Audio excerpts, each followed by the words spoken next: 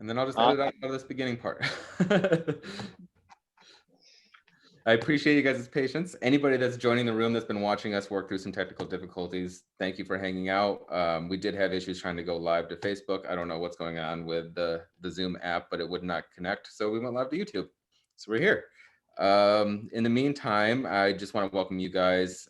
We have Minsk live with us here. We really, really appreciate you guys taking the time and coming to hang out. I know that you guys are kind of all over the country a little bit.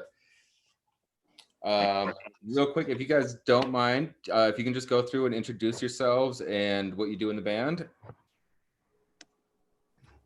Sure. Ryan? Okay. I'm Ryan and I play the drums. Chris, guitar and some vocals. Tim, I yell and make noises.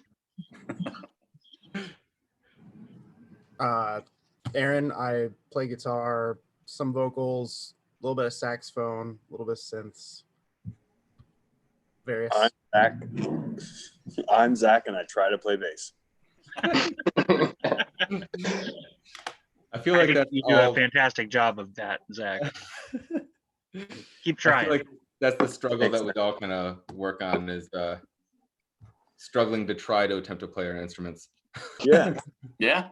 I try not to as possible. Just What's really funny is I interviewed Stanford a couple days ago live on Instagram. Saw that, yeah. And, I was talking to him because he was like, we were just talking about all the different bands that he's been in and like everybody that he's worked with, and I was just like, all right, so how many instruments do you honestly play? And he's like none efficiently. Like he's like, I'm okay at some things.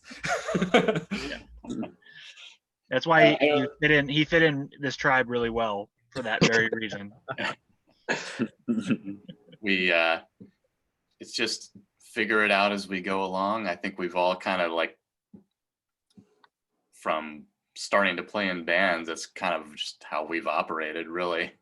Just learn as you go, do the best you can, and make noise that sounds cool. I try to steer away from technical proficiency because I feel like it just fucks me up. So yeah, I mean, I feel like this is naive now, but when I first started playing guitar, I was like very against learning fundamentals because I thought it would like cage my abilities, you know, like I wouldn't want to like oh, this isn't in scale, so I probably shouldn't do that, you know, things like that. So like I tried to make it a point not to learn certain things, and now here I am, like I really wish I would have spent more time like learning scales and stuff like that. Yeah. Going back in and learning fundamentals now is kind of annoying. Yeah. All right, sorry, I'm just bouncing between a couple different windows here trying to make sure everything is working. But yes, all right, so I'm just gonna jump into my interview. I'm gonna like just hope like heck that YouTube is gonna continue to work, and I'll check over there and see if anybody has any questions. But yeah, we already did introductions and stuff like that. For those of you that are just joining you, we're talking to Minsk, and I am really excited to talk to these guys because they make really, really awesome music. Oh. Thank you. So I Chris, I asked you this earlier, but where is everybody right now? Well, Aaron and I are in Peoria. Ryan and Zach live in Chicago, and then Tim lives in Sebastopol, California. So Okay. Fairly Right spread out. Okay, and then Tim, how like you've been with the band for quite a while. Is there a reason why you're like, did you move out to California? Have you always been out in California? Yeah, no, I'm from Peoria originally. When Minsk started, you know, Chris and I were together trying to figure it out with other people, and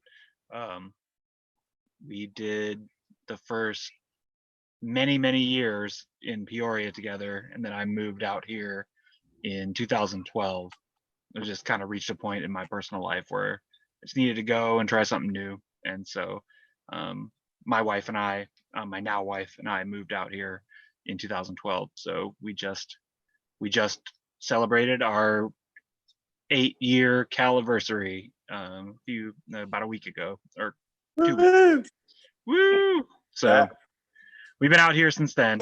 So we that may obviously makes things challenging, but that's why I'm here rather than there. So we moved directly. She had lived in Chicago for 11, 12 years, something like that, and we moved together out here in May of 2012. I feel like the Midwest weather will drive anyone away from this area. Yeah, that was definitely one of the things that were some of the last straws. Like, it's like, I don't know if we can do another winter. So Yeah. Sucks. we had some ties out here already and had visited here many times. We're in Sonoma County, it's like an hour north of San Francisco, and it's kind of the sticks. It's real rural and pretty, and they grow a lot of wine plants out here, and so we just took the plunge and came out here. Yeah. Right on. I'm jealous. I mean, the weather's just finally starting to get nice back here in Illinois. I mean, for those of you that are here in Chicago and Peoria, like I'm sure that you sat through the weird snow and hail and like the crazy rainstorms that we've been getting like for the past couple of weeks. Like it's been weird for the past 2 months. Yeah, for Good sure. thing we're stuck inside for all of it. You don't have to worry about it. That's a positive outlook, Ryan. Yeah. Yeah. So one of the fun things that I like to do since I am an ambassador for Kuma's is going through and for those of you that have had an opportunity to eat and hang out at Kuma's, I would love to hear like what was maybe your first burger, your first experience at the restaurant. Whoever wants to go ahead and start. I've been there a bunch of times. I feel like I get the Iron Maiden every time. I'm not gonna lie, because it's called the Iron Maiden. Ryan and I got to have a Minsk burger together. That was a really great experience. Yeah, that was awesome. I think I get the pig destroyer. Is that the pulled pork? Mm-hmm. Yeah. Yep. So I've only been to Kuma's just a couple times. I've lived in Chicago for 3 years almost, and I think I've only been to Kuma's just a couple of times. But I would always get the pig destroyer, and then like Zach said, I got the Minsk burger, which was freaking delicious. It was very, very, very good. Yeah. I got the Slayer a couple times. That's a lot of food, man. It's like 3 days of food. Yeah. My first was Minsk burger way back in the day before I was in Minsk. I was road buddy and sold merch and stuff, and we stopped in on tour, and it was like when they had the first time they had the Minsk burger. So that was when they had the back patio. So we went on the back patio and had Minsk burgers, and it was delicious and awesome. I normally get the Yob. It's my favorite. That big roasted red pepper is just like Mm-hmm. Yeah, that burger's like a work of art. We've been doing, and I don't mean to cut you off. I'm sure that Tim, I'm sure you have a story, but we've been doing a lot of photography while everything's been like kind of shut down. So we've been going in there, and our photographer Joe is just creating like the definition of food porn right now. Like every time that he sends me over a photo, I'm just like, oh, I'm hungry. I need to go eat. Which you will see those photos soon. We have like a really cool beer collaboration coming out that we're going to be promoting, like an awesome burger combo with it. So yeah, look forward to those photos. But Tim, back to you. I want to hear your story. I don't know that I remember my first time exactly, but I have a story, which was I was there with my wife and our friends Christina and Drew. We were sitting outside, and a song came on. I think I must have already had a few beers or something like that. A song came on that I recognized, and it was this guitar track from one of the Minsk albums where it's Chris playing, and it's like an ambient track, and it was on the jukebox. And I was like, I think I know this song. What is this song? I really like this song. What is this? And then somebody like poked me, and they were like, that's the song. And I was like, it's you guys. It's not us. It was like it's a guitar track. It's like it was Chris being amazing, which I love even when I know what it is, but because I didn't know what it was at the time, I felt really silly. But I think I ate a Yob burger because I do think the Yob burger is one of my favorites, probably my favorite. Like Aaron said, that red pepper is just where it's at. That's good shit. Well, thank you for indulging me on those stories. I appreciate it. So I'm curious, Ryan, since you're up at the top of the screen, I'll start with you, and we can kind of work our way down the left and then go to the right. But so I know that you guys have been trying to like write and record stuff like that, but I'm sure that there's been a lot of downtime, or maybe there's been some downtime. What have you guys been doing for 2 months? Nothing. Not as much as I should be. I've been thinking about going over like drum basics, like you said, trying to learn the basics again, but I keep putting it off, unfortunately. Right? Just being lazy and not reading enough, and all the lazy stuff, unfortunately. It's been a big waste. This whole quarantine's been a big waste of time. Pandemic. I think it's all okay that we weren't super productive. Yeah. Chris? Well, let's see. I think I mentioned it before we went on, but the bakery where I work, we closed down after Easter weekend, so I haven't been working there since then. But actually, just trying to there's never been a point in my adult life where I've had this much time at home. So kind of been trying to embrace it as much as possible. Rarely do I bake bread at home because that's what I do for my day job. So been doing some of that, homemade pizzas, lots of cooking with my wife. Let's see, lots of dog hikes. Our dog thinks it's the greatest thing in the world right now. So, good girl. Yeah, just, I'm not gonna paint the picture like I've been the most productive person in the world, but it has been kind of nice. That's been the silver lining to this, to try to focus on things that kind of matter more, that maybe when life is going insane and a mile a minute, you can't stop and take a breath and kind of focus on things. So that's been kind of nice. And I mean, despite for new Minsk material, we were trying to really get into demoing new songs, and we haven't been able to really keep on with that, but we still have been having video chats, and working on song structures and lyrics and stuff like that. So that's been kind of nice too. Maybe we wouldn't have been doing that as much if this wasn't happening. So trying to look at it in some kind of positive way. And, it's fucking weird. There's no question about it. But yeah, absolutely. And I mean, at the same time, like, it is kind of nice to have like a little bit of a reset, like a little bit of like, what's it like to wind down and then start again? Because it's I think before all of this, we've never really had that. Even when you have vacation, and I can really kind of speak from my personal experience, but even when you go on vacation, it's go, go, go, got to go see this, got to go eat here, got to go drink there. And before you know it, you have like 4 hours of sleep a night and the vacation. Yeah, for sure. Yeah. Yeah, even, I mean, I think for all of us, when we're working normally, think life is quote unquote normal. If we take vacations, a lot of that is tour for us. And so all the craziness that happens preparing for that. So it's not really a vacation then. So this is different in that respect, but I don't know. I'd rather be on tour.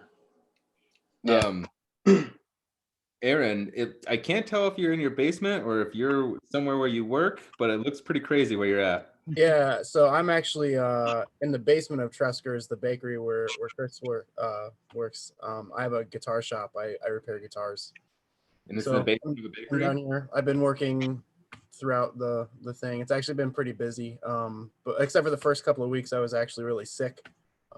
We had like a tour and then a show right before all this started, and I got sick. My doctor said I probably had the COVID, so but I couldn't get tested at the time. The testing was so sparse. So yeah, so I took like a 2-3 week break and then got back to work, and I've been crazy busy. My other band started recording yesterday, but we've been ramping up towards that over the last month. And yeah, like Chris said, we were just getting ready to start full demos for the next thing that we're about to do.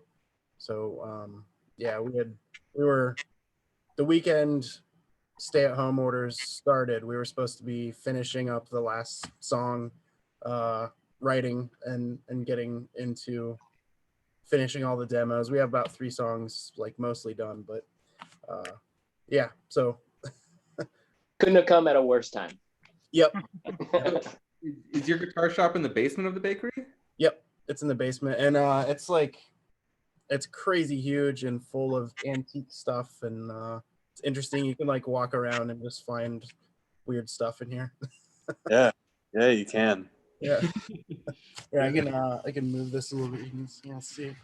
So there's a Holy crap. bench, all that kind of stuff.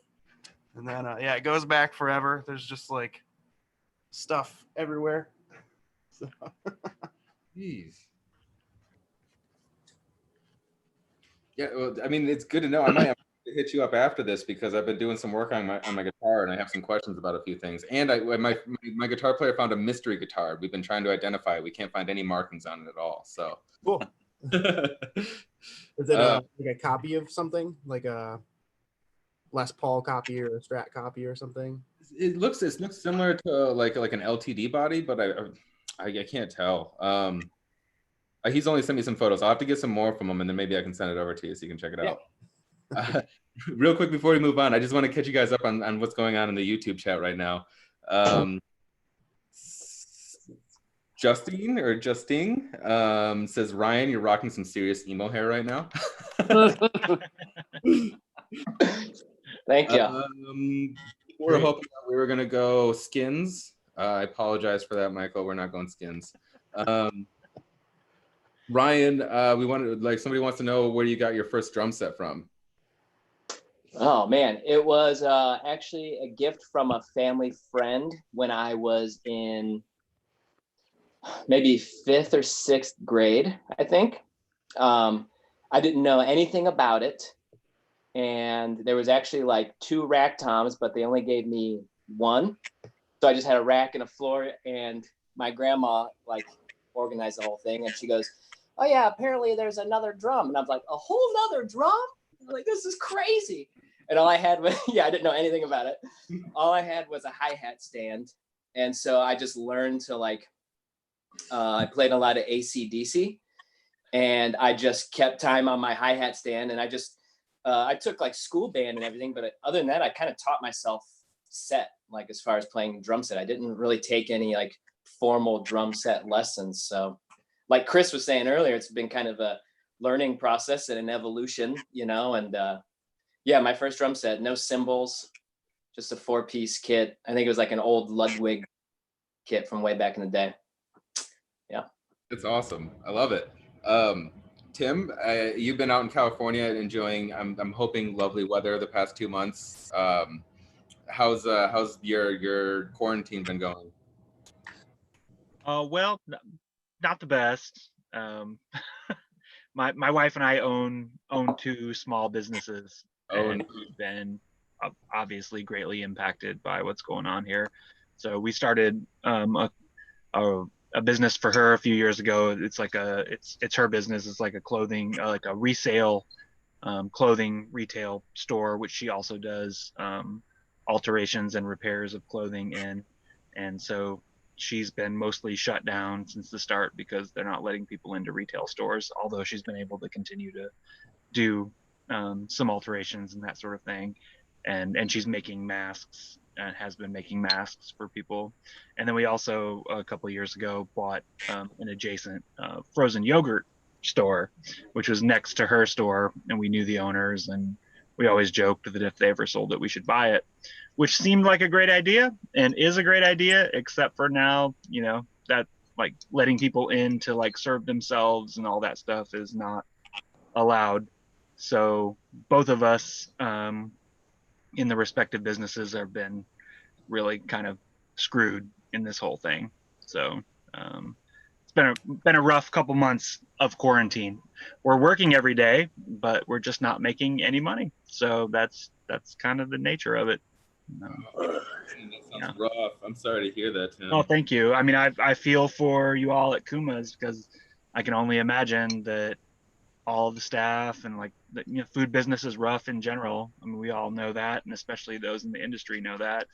And I hope that everybody's doing okay, because at least out here they're talking about like reopening food businesses at like 50% or 25% capacity, that sort of thing. And I know that's not going to pay the bills.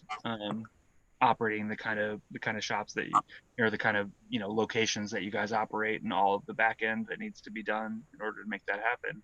So we're right there with you. So it's been kind of a shitty couple months for sure.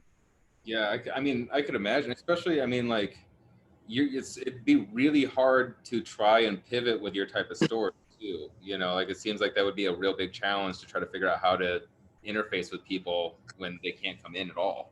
Right. Yeah, definitely. And for both businesses, they're both susceptible to that, with resale clothing and vintage clothing, that sort of thing. Like, people can't buy online and pick up curbside, because it's the kind of stuff that, what's a size 6 from 1974? Like, you don't know unless you try it on. And then with self-serve frozen yogurt, if it's not self-serve anymore, that means somebody has to serve you who's not working at the register, ringing people up and keeping people through the door and that sort of stuff. So yeah, we seem to be a little bit unlucky in terms of the drawbacks to the way the world is operating right now, for obvious reasons. But we're hanging in there. I mean, it's fine. Like, we'll. Have they given you a date at all on when you'll be able to, like, at least have some capacity? It seems like California is leaning toward, or at least some parts of California are leaning toward letting people back into retail spaces like within the next few weeks. So hopefully that'll change for her. But as far as like self-service with food, that's not coming back anytime soon. Yeah. I was telling Chris before this, they came out and they were going to start letting restaurants that have patios open up. Yeah. And we were getting ready and we are starting to plan to make an announcement. And then, like, a couple hours later, Mayor Lightfoot came out and said, except for Chicago. Oh, man. And pushed a bunch of stuff back for Chicago. Like, a lot of places were getting ready to reopen because there's my friend who owns a barbershop. He was getting ready to, he was taking appointments for the end of the month. And then he finds out today he's got to push them back now. Oh, wow. Yeah, that's rough. Yeah, that's I mean, the alternative is a bunch of people get sick and die, which absolutely, of course, but it is, like you said, it's devastating. Zach, I know that you are down there enjoying a delicious beer. I believe you have a bearded owl beer. Has that been helping you get through your quarantine? What was that last part? Has that beer been helping you get through quarantine? Yeah, lots of different kinds of beers have actually. Yeah, I haven't kept a list or anything, but lots of beer, and lots of red wine. I like it. So how's your quarantine been going? Have you had a chance to learn any new instruments or anything? Yeah, actually, I've got 2 guitars that I'm kind of making myself simultaneously right now, and they're almost ready to be assembled. I made myself a new bass, which I'm going to be using for the new Minsk record. That was the sole purpose of making it, because gotta have a new bass for a new record. I have another band with my girlfriend who lives in Salt Lake City, and we're demoing our second record right now, and I finished that up during all this, and perhaps started songs for the third record. Basically that, yeah. What you don't know is building, that they haven't building even put out guitars a first and playing record. them. What? You haven't even put out your first record yet, and Yeah. you're already working on a third one. Yeah. The first record was supposed to come out in August. I'm not really sure what's happening now, obviously, because no one is. But yeah, that's no reason to stop, though, right? Just gonna load it up. You have been so you've built from scratch 2 guitars and a bass. You've tracked and recorded almost a whole new album while also simultaneously working with another band. Well, I didn't demo the entire album of my girlfriend and I's band during the quarantine. It's been the past year. Okay. I finished the last few songs and sort of started a couple new ones. I'm way less impressed now. No, just kidding. Oh. Well, then we'll go back to what you said. Yeah, I did the whole thing. So okay, so that actually kind of brings me to I'm curious. So like we've kind of touched on it a little bit with some of you guys' answers. What is going on with Minsk right now? So you guys have been like slowly starting to write and demo for the next record? It wasn't slowly until this started happening. It was happening. Yeah. It was coming hard and fast at us, and we didn't have a choice. We were on that wave, and then this shit happened. So what I'm hearing right now is that like we would have gotten a new Minsk record fairly soon had this not came down and kicked us all in the balls. Hopefully. Yeah, Still. definitely that. That's the reason. Yeah, that's definitely the reason. We were, it seemed like every time we were getting together, is like every 2 weekends, maybe we were probably turning out a new song, I would say, and starting progress on another one, like finishing up a song and then starting progress on the next one. And it was almost like in the back of my head, I was like, this is a little too good to be true. Yeah. Like, there's got to be some kind of kick here because the progress we were making was nuts. And Just, blazing through it. yeah, and we were writing, none of it felt rushed. Everything felt really natural and organic, and I was very impressed. But yeah, in the back of my head, I was like, something's going on here. And then, and now here we are. Our original timeline for ourselves was to be ready to go into the studio like early fall. So hopefully we can, keep our end of that somewhat, but this Still do that. definitely fuck things up a little bit, but we're still hoping that'll happen. Yeah, So, go ahead. I was mentioning earlier, I think talking about how when we do get together and rehearse over we'll spend a lot of time over a weekend working on things. I think we were making a lot of progress really fast once we really buckled down and were working on the new songs. I think that's because we are all spread out. Over the years, I think we've realized how important that is. And I think as we've been moving forward, thankfully, we've been becoming more efficient and learning about our process more so, I think. And I think maybe during this, it's maybe teaching us something that we'll be able to use down the road as we move forward. But I do know, I'm 100% sure when we are able to finally be in the same room again, shit's gonna blow up, and Yeah. I think we'll feel a push. I mean, everybody's feeling it, no matter what kind of band you're in. People just need to interact in a creative space together. And I think we're going to see some really amazing things from people once they're able to be in the same room together again. And I know we're all going to feel that energy. So that's one thing to look forward to and be very excited about. Yeah, I've probably done maybe 20 of these interviews, and majority of them are musicians. And I think like the 2 biggest things that they're looking forward to is getting back around their bandmates and being creative and writing and getting out and performing. Having a live show, like they're trying to cut their teeth on doing some cool internet stuff here and there, but it just does not have that, especially when you play metal or punk or any kind of aggressive music. Without that energy, it really takes a lot of the wind out of the sails, Yeah, for sure. I feel so bad for so many, we've had obviously over the years tons of opportunities to meet really great people and play with great bands that, you know, their notoriety surpasses ours and stuff, and they're out there, you know, grinding all the time, and that's how they make their living. And, you know, they're not famous, but they're famous enough in our world to be able to pay the bills by staying on the road and all that stuff. It's like, you know, that's got to come back, because there's so many amazing musicians that are just stuck at home with no income coming in, you know, when they've structured their entire lives to be able to do that, given up opportunities to take on other things where they could make a living at home, because they're road warriors and they're just like grinding and making wonderful music that we all appreciate, and that's how they make their way. And I'm like, is that coming back anytime soon? Because it doesn't seem like there's any safety net for them.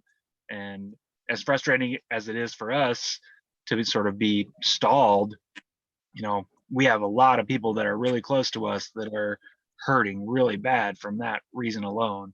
And I don't know when that's coming back. Yeah. Yeah, and I mean that rolls right into like music venues. You know, music venues are Yeah.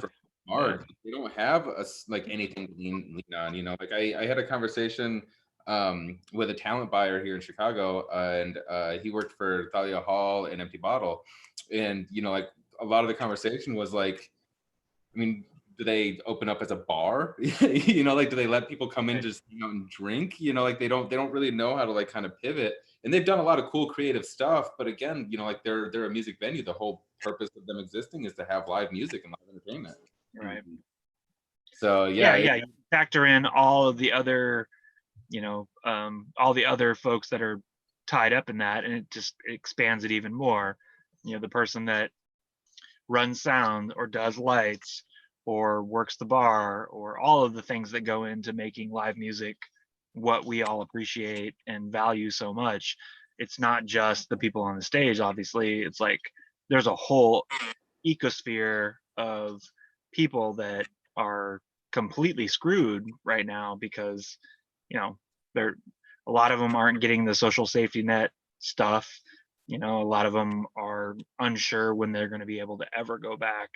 And it's that gets me down a lot. Like just thinking about the whole world that, you know, supports this creativity, this, you know, this lifestyle, all of the things that we value in terms of being weirdo musicians who pack it up in a van and go, you know, bumming around, whatever, to make our music. Like there's a whole atmosphere of people that are involved in that. And, you know, from the, you know, from the big theaters down to the little clubs, there's a ton of people that are involved in what that is to make that happen, that are really uncertain right now what's going to happen. Yeah, I'm actually a little shocked. I thought we'd see more metal dudes starting OnlyFans, but I guess not. Aaron, it's time.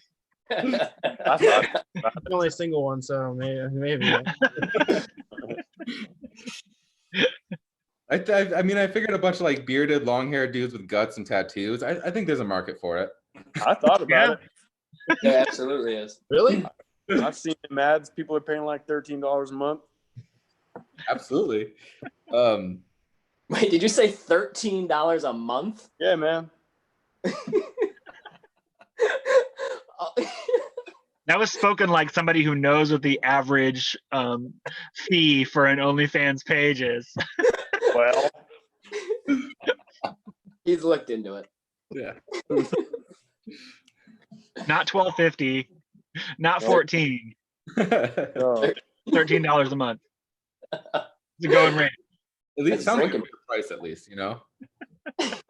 Reasonable. So I'm curious. So Tim, you brought up earlier about some of the bands that you've, you know, like had the pleasure of touring with and stuff like that. But like, and I saw that you guys had toured with High on Fire and all these crazy bands. But did I see that you guys toured with Sun?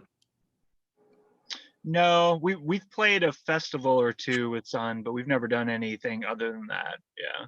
Gotcha. I know we played the Emissions from the Monolith Festival in Youngstown, like in the mid 2000s with them. Chris, do you remember another time we played with Sun? Because I don't. Seems like there might have been, I don't know, maybe Damnation Festival in Leeds. Oh, I don't know if okay, they played yeah, that maybe. yeah, it might have. Yeah, it seems like we crossed paths in festival life a couple of times. Yeah. Right on. Well, I mean, like that kind of throws out all my questions that I had about touring with them, but That's the rest I of the hear they're interview. really nice guys. They're probably great. Yeah, they make a lot of noise, and they're very artistic. It's great. so one thing that I was curious about, so I talked to a promoter that booked them once, and they have like a very, very specific like set that they need. So like they tour with this specific type of fog. So they got to make sure that you like your fire alarms are turned off and you have a fire marshal on hand that can be there. And like their decibels are so loud that a lot of times like they got to like check in with the city and shit, like to make sure like there's like a lot of things that can prevent them from playing. So I was just gonna see if you guys ever ran into any issues with that stuff or not. But No, we haven't, and that doesn't surprise me what you say.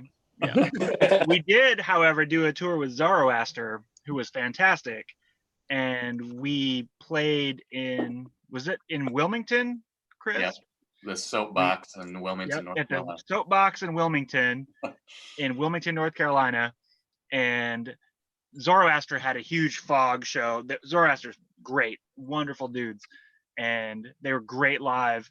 And they had a huge fog show that they brought every night, and they did set off a bunch of fire alarms, and the cops and the fire department had to come, but the venue was 2-tiered. So upstairs there was some kind of like younger, maybe metalcore-y kind of show going on, and the cops actually went upstairs and shut down that show without realizing that it was Zoroaster downstairs who set off the fire alarms and made the cops or the fire department. that's not We did play a show in Toronto one time when Sun was playing there across town the same night. That's right. Oh yeah, that's right, and that's why And nobody came to our show. Subsequently, we played to the other bands that night. Yes, yeah. Yeah. With a few select wonderful people who did Yes. decide not to go to see Sun play. Totally.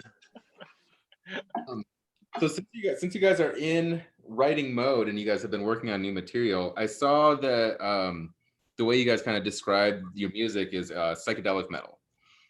Is that still kind of accurate? It's not inaccurate. Yeah. All right. Yeah. Well, cool. Okay. Part of it. Without getting yourselves in trouble, and whoever wants to kind of to speak to this, I mean, like, does psychedelics come into play when it comes to writing and recording or anything like that, or is it like more like psychedelics just come into play with influencing you guys as humans? Wow, that's a big Chris? question. I really have to pee. I'll see you guys in a minute or two. I'll be right back. Wow, how can I be profound with this? I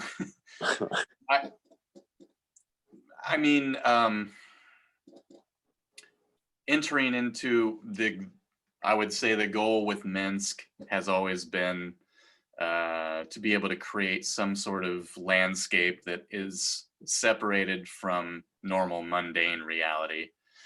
And, you know, that landscape for ourselves being the ones who are conduits for this music that comes from some other place that we're not sure from where it comes from. Maybe our goal is to try to be the ones that are the conduits for this music.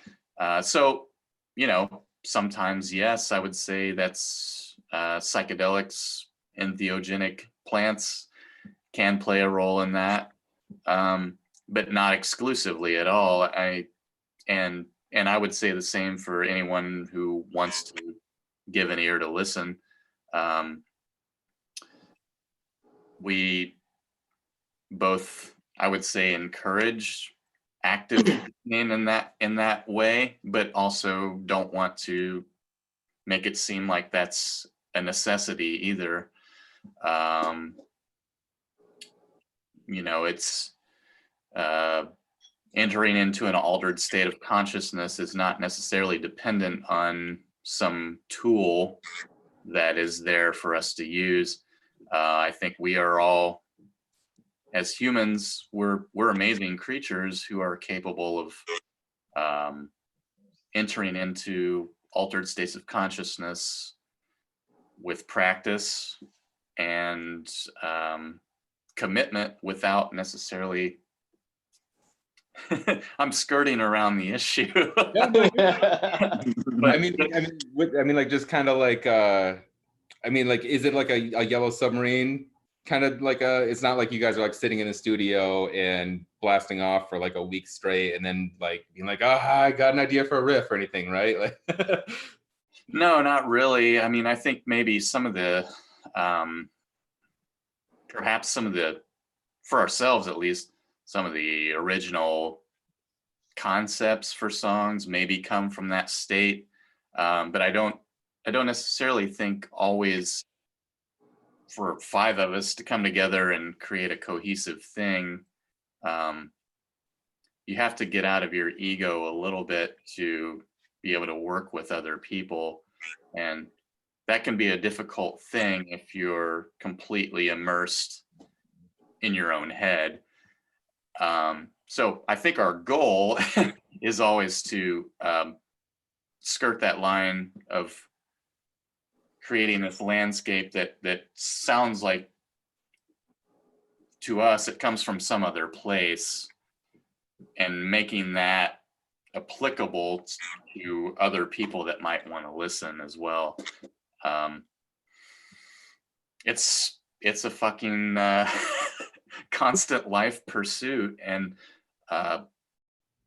you know, really, I think we want to make sounds that appeal to us, but we also want to see people everywhere in the world be able to connect with it in some way too.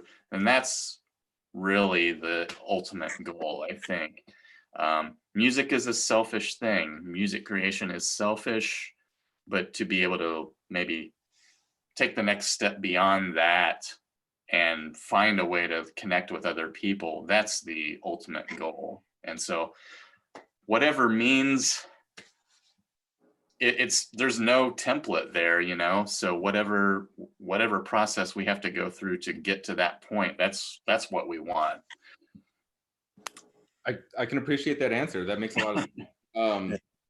I don't know if anybody else wants to speak on the subject at all, but I did speak with a previous band member. I won't out him, even though he outed himself publicly. But he said that it was actually a very big influence on like his like creative process, you know. And you know, and I know like my personal experiences is I've never been useful whatsoever when on anything at all. But after the fact, you know, it tends to like a lot of wheels tend to click, you know, and then like all of a sudden you're way more creative and you're ready to dive in and try something that you might not have otherwise thought about doing. You know, whether that might be like sitting in a circle of weird delay pedals and just seeing what happens. But yeah, I think that, I mean, my opinion of that is that like in the moment on those kind of tools, it's not, you may not be able to operate, you probably won't be able to operate in a normal capacity, but when you come back from that, the lessons that you've learned or the way that your brain has been jarred might have an impact, hopefully. I mean, otherwise it's a wasted experience to begin with. Yeah. So it's not like, I mean, perhaps some bands or some artists are able to just sort of go off into la la land and create in that state. That's never been my experience. My experience has been the opposite. It's been really hard to create in that state, but if you come back with something to offer or some lesson learned or some perspective shifted, that's maybe, or at least some, you've seen that realm and been able to somehow transfer that in a way that perhaps is helpful to someone else who's in, you know, with your work, trying to see that realm, you know, that's different than being like, well, we're just gonna go to this place and then I'm just gonna crap out all this great music while I'm there. That never worked for me. Yeah, I think Tim saying the word going to a different realm gives that word perspective, that's a huge thing. Getting out of your own head. A state of non-being, and just Exactly. approaching that outside of consciousness, touching that, trying to draw it in. It's like I think something that drives us, and substances can definitely be a pathway to that. But, so can talking with each other for an hour about Yes, right. how much we hate cops and Yeah, or at least an hour. yeah, philosophy and just life in general, and the stuff that gets us emotional and creates feelings, and all of those things influence, and then but substances as well, that they all I won't skirt as much as maybe but yeah, like, just there's so many things that can that we notice influence us, and I think it all comes down to that for all of us, is trying to pull in something from outside, that we can sort of channel and be Yeah, accountable for, like you exactly. Yeah. Yeah. Something larger than ourselves, that Right. Yeah. like just a curiosity, like what's out there. Yeah. Can we pull something into the noise we make from this other place? Well, Yep. and to kind of touch on that, and like, well, first of all, I don't know if you guys saw on Netflix, there's a documentary called A Good Trip, and it's just like I a haven't bunch seen of it. stories from incredibly famous, well-known people talking about. Oh yeah, I saw something about it. I haven't seen it yet. Yeah. Like It's- McKenna is in it, right? And some It's others. fantastic. Yeah. And it's like, and they make it like an acid movie, so the whole time it's like really trippy and weird. Oh, and like modern people too. Yeah, that's right. Yeah. Yeah, it's Sting tells a bunch of crazy stories on there. So I like my point being is, if Sting can go on Netflix and talk about his experiences on acid, we can talk about how it's influenced music. Yeah. But yeah, I mean, like, so like personally, I mean, like, in a world when like when you're responsible for making artwork, like, but whether it's like physical art or music or whatever you identify as art, you are also responsible for being unique. And I think that's like, I think psychedelics as a tool it just makes that experience so much easier to be outside of like the normal box of what everybody else is kind of operating in. And on top of that, when you're operating as a band, when you have 4 or 5 other friends that are involved, experiencing psychedelics together creates like this like tight connection.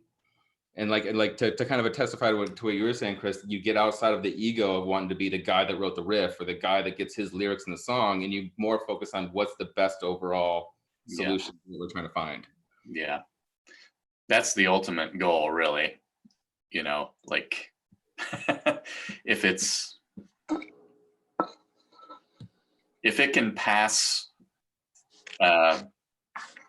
through all of our filters and we love it, there we go. That's the magic right there, Well, I must say, as a fan of your band, you guys have done an excellent job so far. Thank you. Everything that you guys have put out is fucking fantastic. I want to do a quick update. I don't know if you guys want to pull up your chat or not, but here's a quick update of what's going on over on YouTube if you want to see some of the things over there, what people are saying.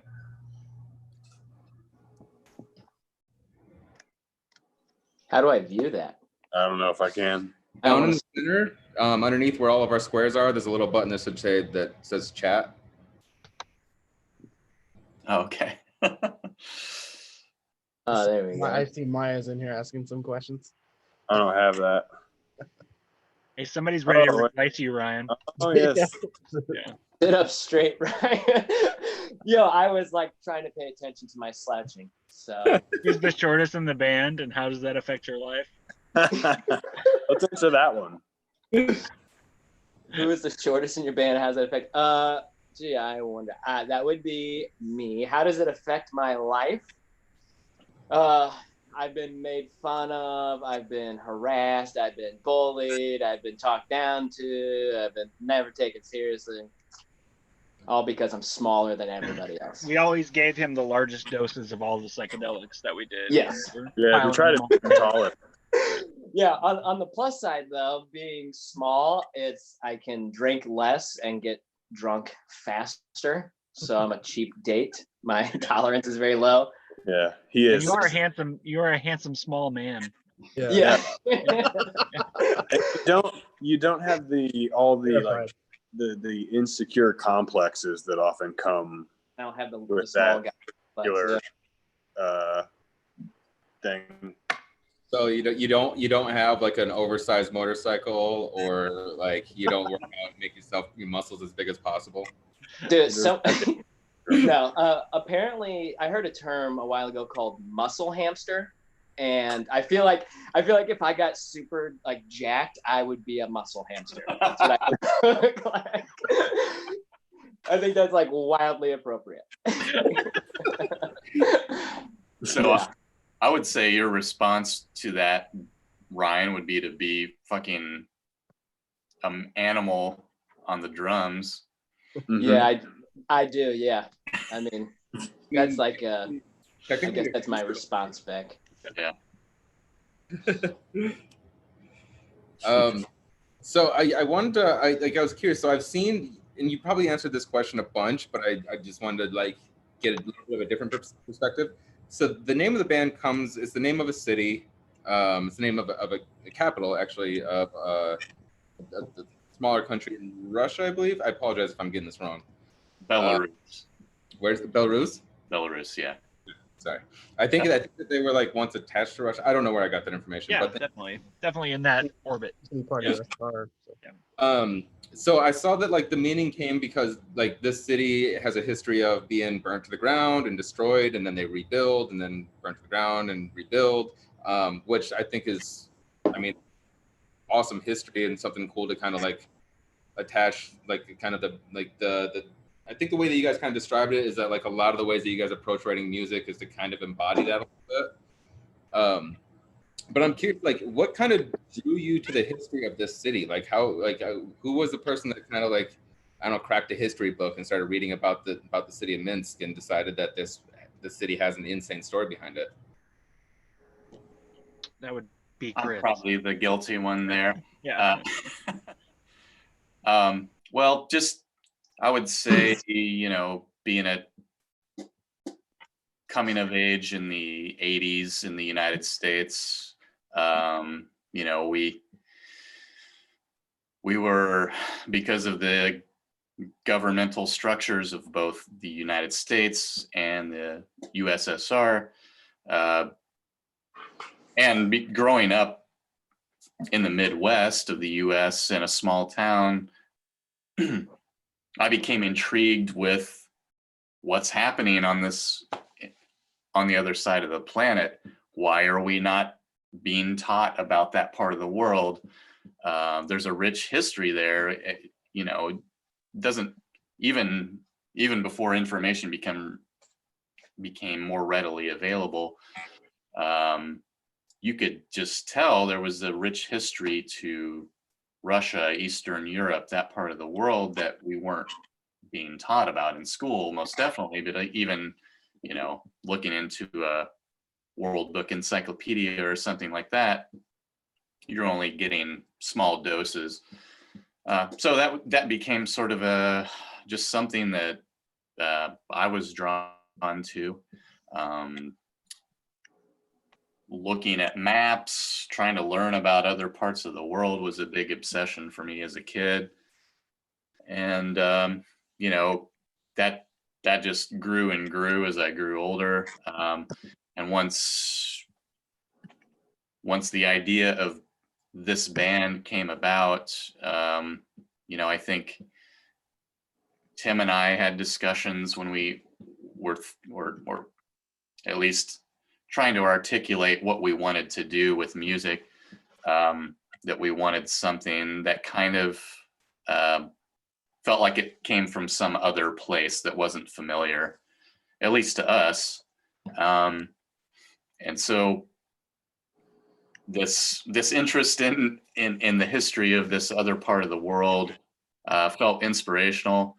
And as you said, the city of Minsk itself, having being at the crossroads of Asia and Europe, just it's been through many wars and occupations over the years, and the archetype of the phoenix has been connected to the city of Minsk, and we felt an inspiration there. Rise from the flames, like fucking burn it down,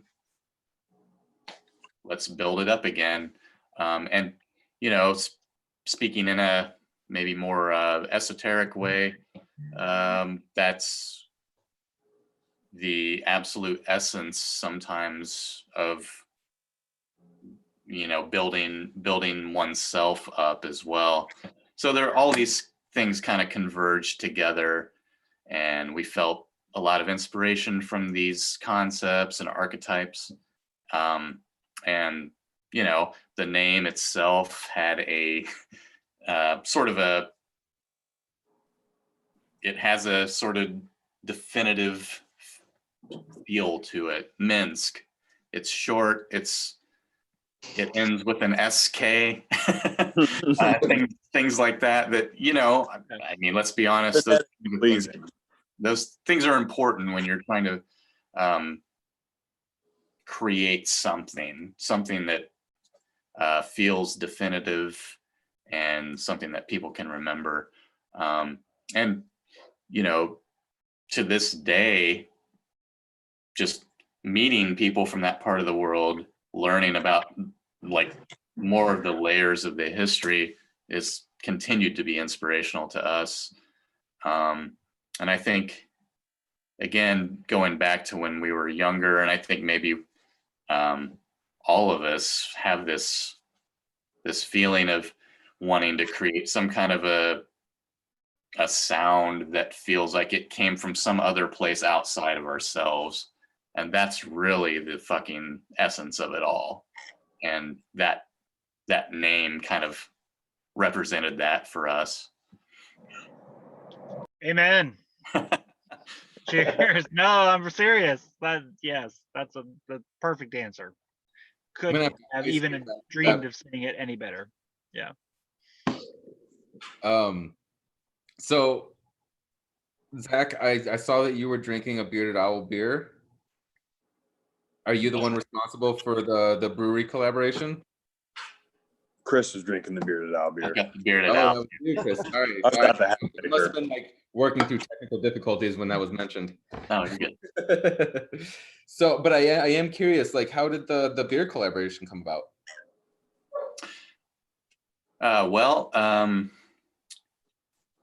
Let me see here. We have a friend. His name's Rob Garles. He's been a supporter of Minsk for a while, and he's also a big beer lover. He travels around, goes to different breweries. He came to a show of another band I'm in called Lark's Tongue, and he said, "Yeah, I know these guys down at Bearded Owl Brewing," and I actually wasn't aware of them at that time. He said, "What if he just threw it out there. He's like, what if I talk to them about doing a Minsk beer?" Okay, yes. I don't think there's nothing. Oh, thanks. There's nothing negative to say about that.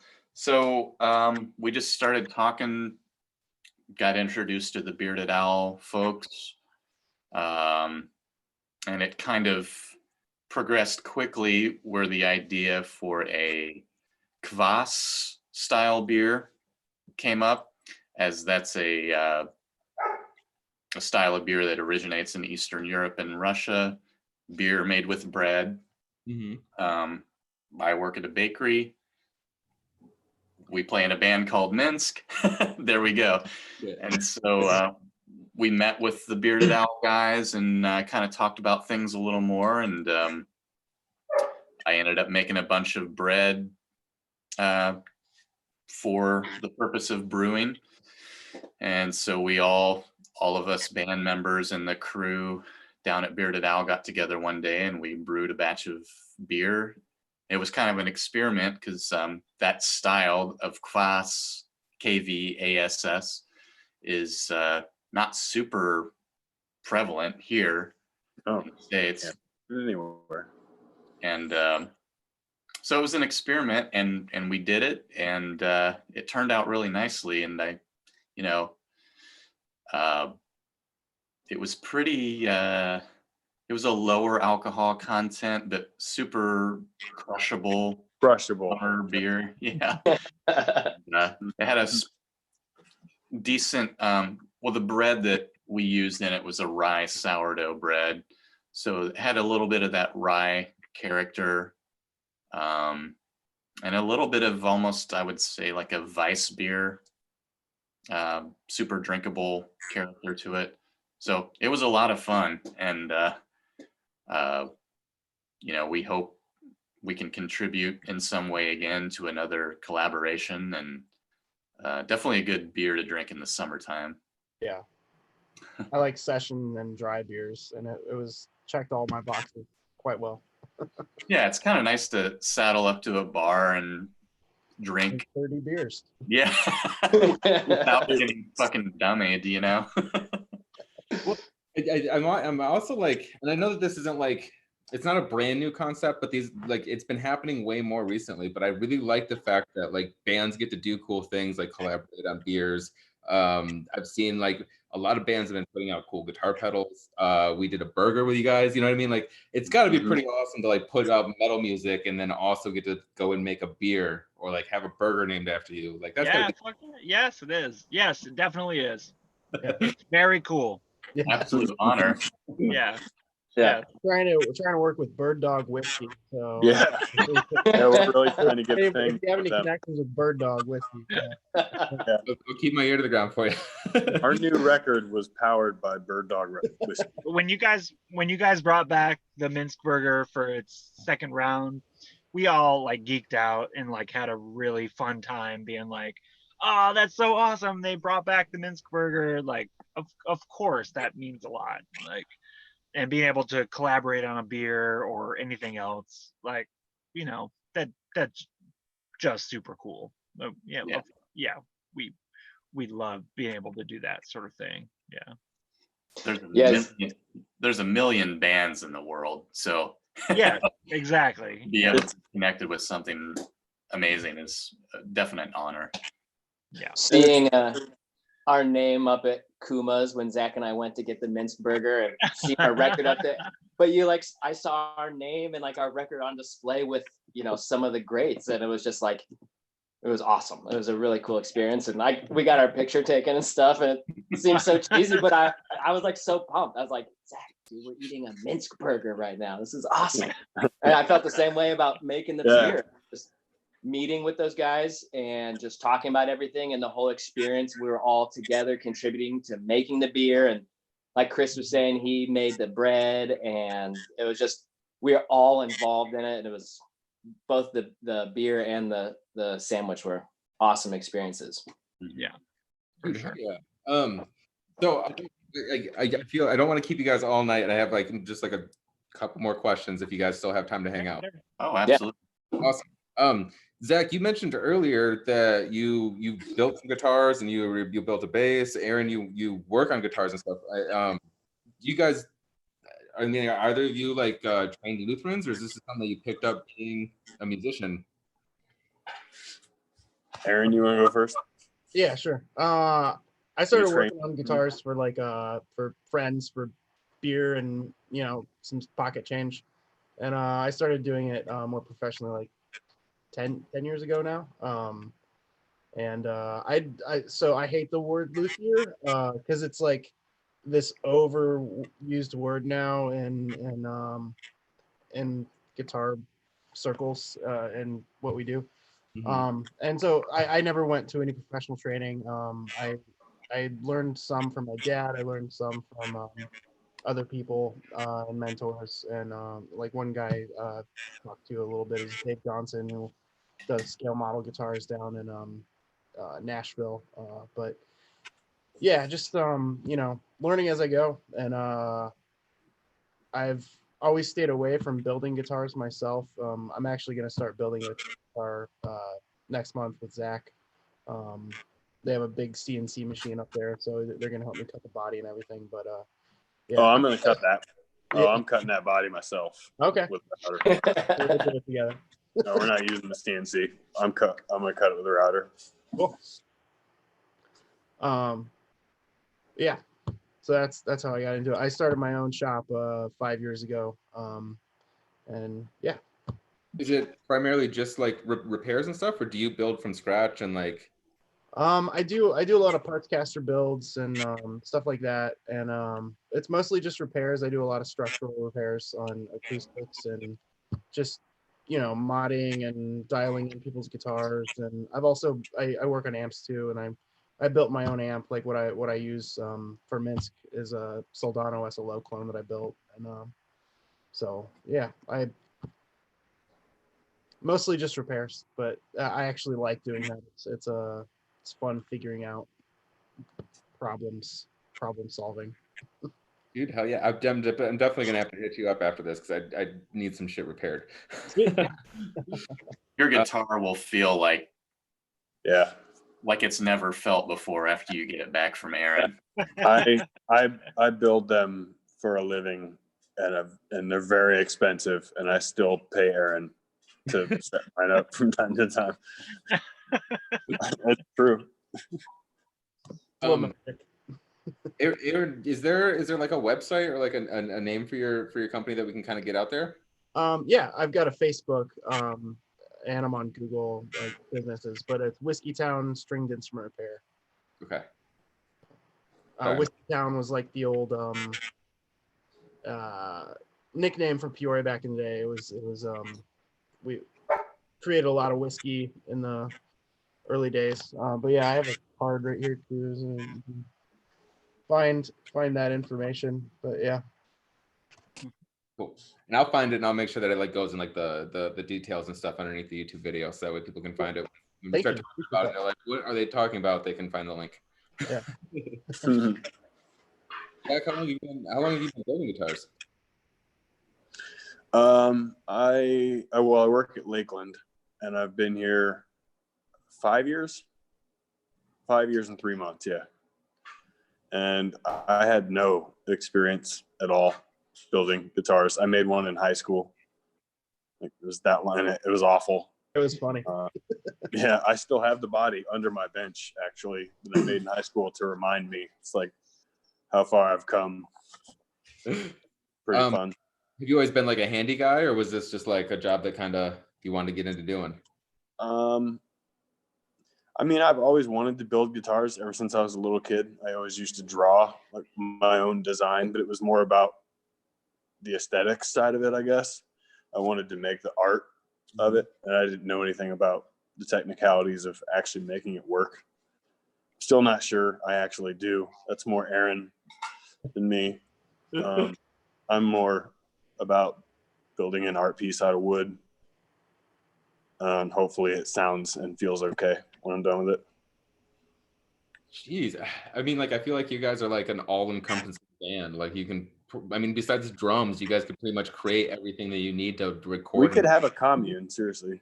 Yeah, we joke about that, like putting our Renaissance men sort of take in our lives and building a little community together.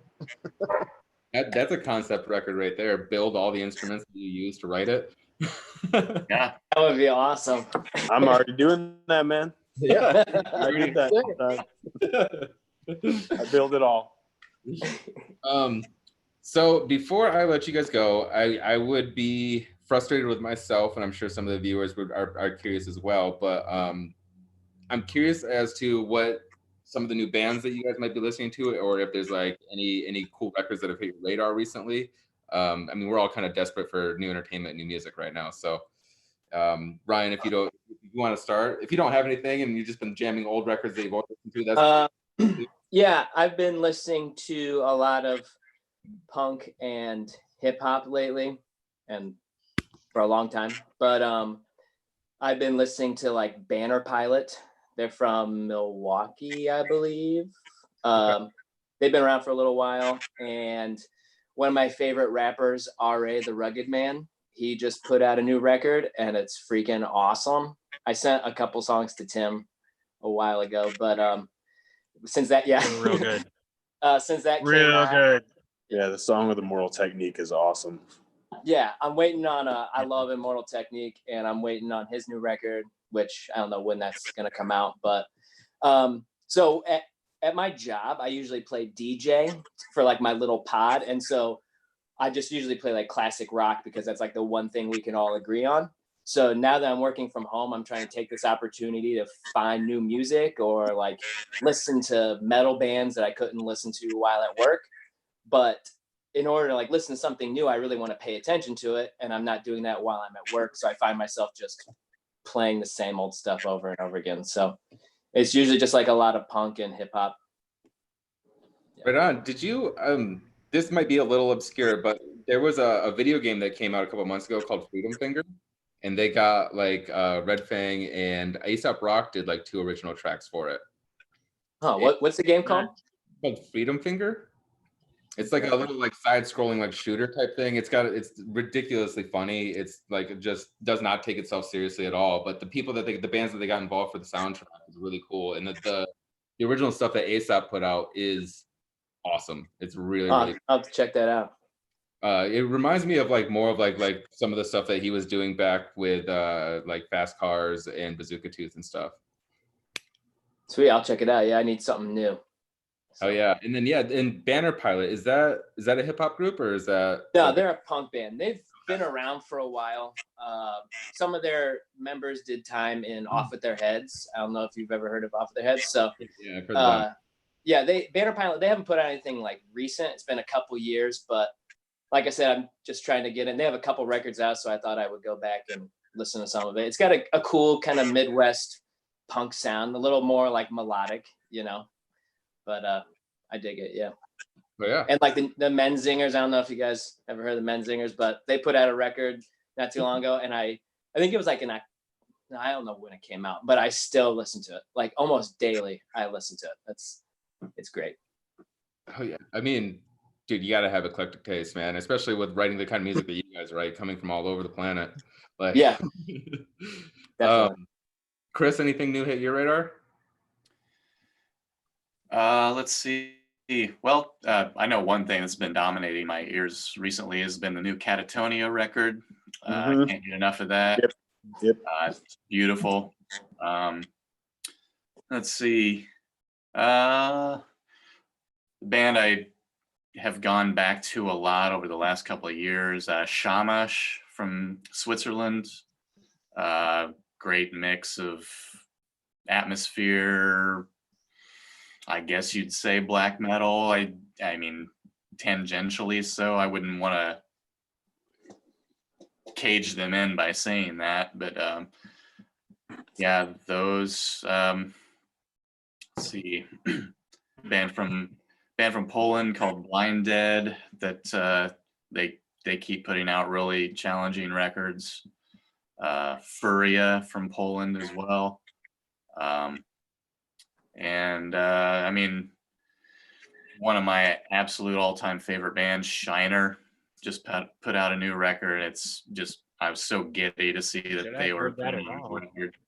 Yeah. Yeah, have you listened to that yet? Yeah, it's amazing. I haven't checked it out yet. I heard it's really good. It's called Schadenfreude. That's great. Actually, Nice. That's so good. three Kansas City bands that I absolutely idolized when I was younger. Shiner, Giant's Chair, who put out a new record over the last year, and Season to Risk. Season to Risk hasn't put out a new record, but they've been reissuing some of their older ones. Those 3 bands, I've been listening to those a lot. I mean, it's hard to keep track of. It's like the new Triptychon opus that just came out is I've listened to it, but I know there's a lot more to dive into yet. Yeah, and then scores of more ambient projects. Taylor Dupre is one that has been really intriguing to me lately. And I could go on and on. Yeah. I mean, that's awesome because I need as much new music as I can possibly get while I'm sitting at home. Yeah. There's still lots of great records coming out this year, even with what's happening. It's still happening. Zach, I mean, like if you, I mean, I don't want to like allow the rest of your band to say all of your favorites. It seems like Well, I feel like that's the fun thing about the five of us is you're going to get five completely different answers to this question. Yeah. Except I'm also going to start with the new Catatonia because I can't fucking put it down. I can't. I've probably listened to it 50 times in the past 2 weeks. New Hex Vessel record. The last two Hex Vessel. They put a record out last year that's amazing, and then they did it again this year. There's a new Mark Lanigan that's really amazing. I seem to do this every 2 years or so. I go down the Amorphous rabbit hole all over again. I start with the most recent and I go all the way back and watch perfection be unraveled. I think I feel like they're the perfect metal band. Metal. I don't want to just saddle them with just that word, but yeah, lots of Amorphous. Oh yeah. Tim? I just listened to Islands in the Stream from Kenny Rogers and Dolly Parton on repeat all the time. You just wrote that. Makes me feel real good. And yeah, that's kind of it. Yeah. And then try to figure out how to not lay off all my employees. And so it's good. Yeah. That's my daily consumption of music. No, I don't have anything. That's great. I'm gonna go listen to Island in the Dreams and have a very pleasant night. Yeah. Well, Aaron? Yeah, I love the new Appleseed Cast. This came out last year. Also the new Twilight Sad, and the new Caspian. All those three have been kind of rocking my playlist lately. But other than that, Teenage Wrist and Basement, they put out really good albums recently. I listen to a lot more shoegaze and stuff like that. So there's been a lot of cool stuff coming out in that. Spectrum lately. So let's see. Can't think of any else. The new Caspian is perfect. Yeah, it is. Just from start to finish. Yeah. Oh yeah. All right. Now I got one more. Guantanamo Party Program. We played with them in Poland. And what was They it? were so good. Guantanamo Party Program. I got their whole catalog and we played with them, and I've just been listening to it all over and over and over again. It's so good. I'm excited to check that out. It's a great name. Yeah. I did not expect them to sound how they did. They were fun. That was a fun show. Yeah, so being completely transparent, that's my selfish question, just so I can get a whole bunch of cool new music to listen to. So maybe hopefully the viewers Good. I forgot about the new Ulcerate. The new Ulcerate record is just fucking vicious. Fuck yeah, man. The guitar playing on that record is just absolute mind expansion. Yeah. Amazing. Did you I don't know if you guys listen to this style of metal at all. I think I'm gonna pronounce it completely wrong, but that new project that Jacob Bannon from Converge is in, and like the members from Red Chord and the drummer for Uncle is doing, it's like I'm gonna say it wrong. I've heard one song that they released. It's like I think it's like a 6 or 7 song album or something like that. It just hit Spotify or like completely released a couple days ago. That one song I heard I haven't was heard it yet. killer. I read about it, but I haven't heard it. My friend They're played a super group, one song off it the other day, and it was awesome. But I need to hear more.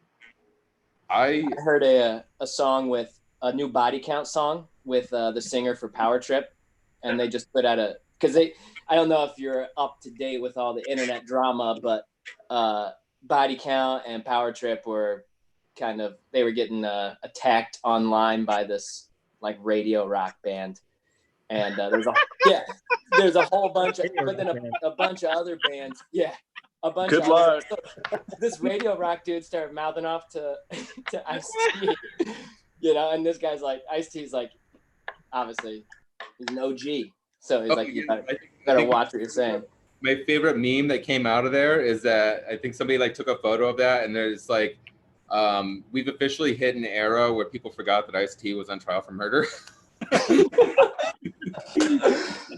Oh man, it's and the new Body Count song is good, and then like I said, they got the singer for Power Trip doing like guest vocals on it, and they put out a quarantine video, you know, where everybody's shooting their parts from home. So, well, we need to start an internet beef with somebody. That's all I'm saying. Dude, straight up. That, and we need to wear cloaks. Folks. Yes.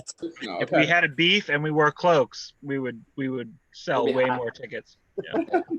Yeah, so we're accepting submissions for that said beef. Yeah. All right, whoever wants to start a beef with us, just let us know. You guys get a chance to see what Charlie's been doing from Anthrax? No. He's been collaborating with a bunch of different musicians, and like they just did one with they did Speak English. Oh yeah. And then they did like some Stormtroopers of Death covers. Like it's been pretty cool, like watching inputs and stuff out. And then they did like a metal version of Billie Eilish. Actually, was really good. That sounds cool. I get into that. Yeah. If you get a chance, go check out his YouTube. It's he's just been cranking out videos this whole 2 months. Yeah. That's great. That's another little silver lining thing that's been happening, is all those kinds of things that would probably never occur if we weren't in this state right now. So, Right. Yeah. Right. It may never happen again. Yeah, one of my favorite podcasts was talking about how like so much like periods of like great culture and art were actually tied to pandemics and stuff like that. Specifically, I can't think of what I was gonna mention. Anyway, Shakespeare, yeah. Shakespeare wrote like a majority of his work over like a 1-year period in isolation during like a pandemic, and yeah, interesting. Yeah. What's the name of the Well, podcast? good. I'm glad he set the bar so high because I'm not doing any of that. So great. Woo! Yeah. Good job, Bill. Aaron, what was the name of the podcast? Mysterious Universe. Something I listen to a lot. We all recommend that. We all do. Yeah. It's a fun one. I'm a big podcast guy, so I always appreciate a good recommendation, because there's thousands out there, and if you just pick random ones, it takes you like 4 hours of wasting your life to realize that you don't care about what you want to talk about. Yeah. Awesome, guys! I really do appreciate you guys hanging out with me tonight, and in dealing with the technical difficulties. I apologize for that. No worries. No worries. Somebody asked that if you guys started your own commune, who would be David Koresh? What? It would be Tim. Tim? None of us. You would be David Koresh? Yeah. Yeah, I would. Yeah, it'd be Tim. No hierarchy or authority. None of that crap. Yeah, absolutely. That would be our mantra right there. No hierarchy. Yeah. No fucking no structure like that. Yeah. In a perfect world. Yeah. Until Until it Tim happened. took it over and told us Yeah, what until I to do. take it over, then I mean, yeah. I suppose a lot of communes start with that same Yep. idea in mind. Even if they don't start with them, they all end with them.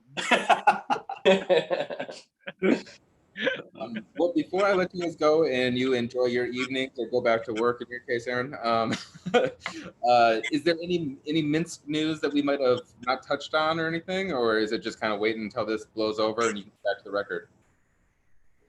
We'll be recording soon, so updates. We'll probably put some Instagram and Facebook updates, and Yeah, we're closing in. Yeah, it's not far away. Like we haven't been real vocal about our progress, but we're real close to getting stuff fully sanctioned to be new material and like fully formed new fulling. Obviously don't want to overpromise anything, but it's not far off. Yeah. Yep. And we're all really excited about it. Like Really this, excited about it. it Oh, yeah. really has kind of lit a fire under all of us, being like, okay, here we go. Yeah. Yeah, Oh, yeah. about time to like hop on the rocket ship and be launched into wherever it goes from there. Yeah. I mean, I for one am very excited for the new record, and I'm sure everybody watching is going to be really excited and stoked to hear that news. When it comes out and shows start happening again, and you play Chicago, please hit us up. Maybe we can talk about bringing the Minsk burger back again. Right. Amazing. That would be pretty fucking rad. Maybe we can do a cool celebration event for the album release or something. Yeah, that'd be awesome. That'd be great. Yeah, we'd love gonna to. do a for fest. sure. Is Kuma's gonna do a fest we coming up? we had one scheduled this year, and then we postponed it, and then we kind of had a conversation, and we just decided that's probably going to be best to reschedule it for next year. Yeah. Kind of sucks. It was our 15th anniversary, but it's better to do it right than to, let a bunch of people down. So Sure. But yes, hopefully there will be a festival, and I mean, like we're planning on doing it all. It's just a matter, since it's a year away, it's hard to get people to kind of commit to so much stuff, Yeah. Well, we're committing right now. Yeah, we'll do it. Yep. We're in. Oh yeah. Thank you, fellas, and I really appreciate this. This was a blast, even though this is my first time navigating a 5-person interview, and I hope it went well and you guys enjoyed yourselves. Totally. Thanks for putting up with Oh, us. it was awesome. Yeah, it was so much fun. Thanks everybody for hanging out. I'm gonna end the stream here, and then bye guys.